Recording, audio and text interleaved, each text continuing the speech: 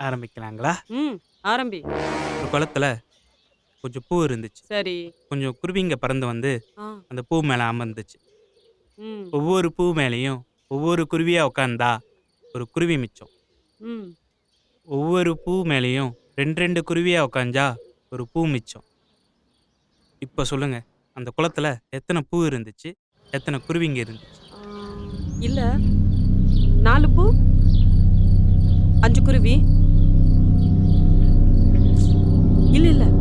5 பூ, 6 குருவி. 6 பூ.